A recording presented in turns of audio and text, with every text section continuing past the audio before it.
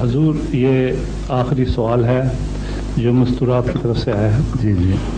کیا ایک گناہگار انسان کے نیک ہونے کے امکان ہو سکتے ہیں؟ اس کے لیے کیا عمل اختیار کرنے ضروری ہیں؟ یہ میرا پچھلا خطبہ تھا، اسی موضوع پہ تھا. قرآن کریم میں اللہ تعالیٰ فرماتا ہے کہ اللہ تعالیٰ ہی غفور الرحیم ہے، جو چاہے تو تمام گناہ بخش سکتا ہے. کوئی فکر کی بات ہی نہیں، ہر گناہ بخشا جا سکتا ہے، مگر شرط یہ ہے کہ اللہ تعالیٰ کی طرف جھکو، اس سے مدد مانگو اور پچھلے گناہوں سے توبہ کرو. اگر یہ شرط پوری ہو جائے تو اللہ تعالیٰ قادر مطلق ہے، وہ مالک ہے، وہ سارے گناہ بخش سکتا ہے، نئی زندگی عطا کر سکتا ہے. تو پچھلے گناہوں کی بخشش کے لیے اگلے گناہوں سے توبہ ضروری ہے.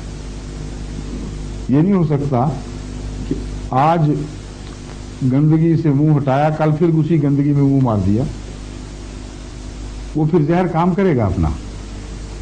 بس توبہ کے بعد اللہ تعالیٰ سے مدد مانگنے کا حکم ہے کہ خدا تعالیٰ سچی توبہ پر قائم رہنے کی توفیق عطا فرمائے. مگر پچھلے گناہوں کا پھر کوئی فکر نہیں ہے. رسول اللہ صلی اللہ علیہ وسلم پہاڑ کے برابر بھی اگر گناہ ہو تو اللہ تعالیٰ معاف فرما سکتا ہے، اگر بندے کے دل میں پاک تبدیلی ہو اور سچے دل سے وہ خدا کے حضور جھک جائے. شرط یہ ہے کہ موت سے پہلے یہ واقعہ ہو. موت آ کھڑی ہو سر پر، پھر کوئی توفہ نہیں. ٹھیک ہے. یہ آخری سوال تھا حضور.